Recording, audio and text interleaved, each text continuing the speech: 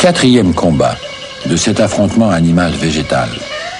Voici la plus impitoyable des fleurs, Nymphaea capensis, la fleur fatale.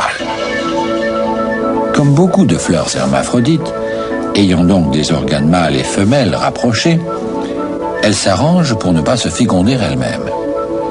Pour cela, elle commence par être femelle pendant 2 ou 3 jours, sans pollen. Pendant les jours suivants, elle est mâle, avec du pollen. Et c'est seulement quand elle est femme qu'elle est fatale. Attirés par un parfum suave, les insectes se précipitent. Voici l'une de ces jolies mouches qui ressemblent à des abeilles et qu'on appelle des cirphes. Elles cherchent du pollen sur les étamines. Non seulement elles n'en trouvent pas, mais les étamines sont cirées comme un parquet. Ça y est, elle a glissé. Elle est tombée dans un liquide spécial, contenant un agent mouillant, de manière que l'insecte soit bien imbibé. Mais la mouche ne veut pas mourir. Elle veut s'en sortir. Va-t-elle réussir?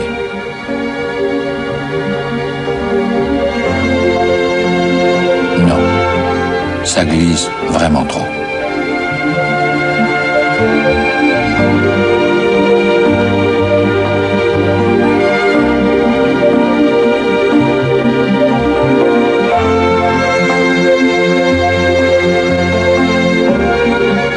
Cette fois, elle renonce.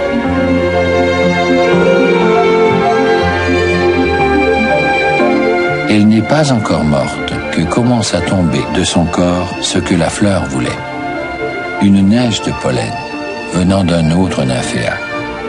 Car l'organe femelle de celui-ci est tapi au fond du liquide pour recevoir la semence mâle. Tout était organisé pour cela. Ce n'est pas tout. Dans la nuit, la fleur se referme sur le cadavre.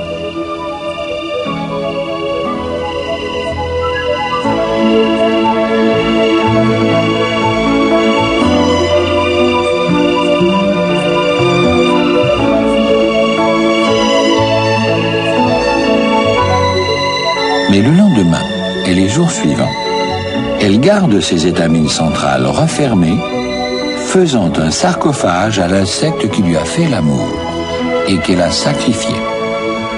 Entre-temps, elle a mûri ses étamines, offertes maintenant comme des sucettes enrobées de pollen à d'autres insectes, qui ne risquent plus de tomber dans le piège de la veille, et qui peuvent repartir librement avec la semence mâle vers un autre nymphéa.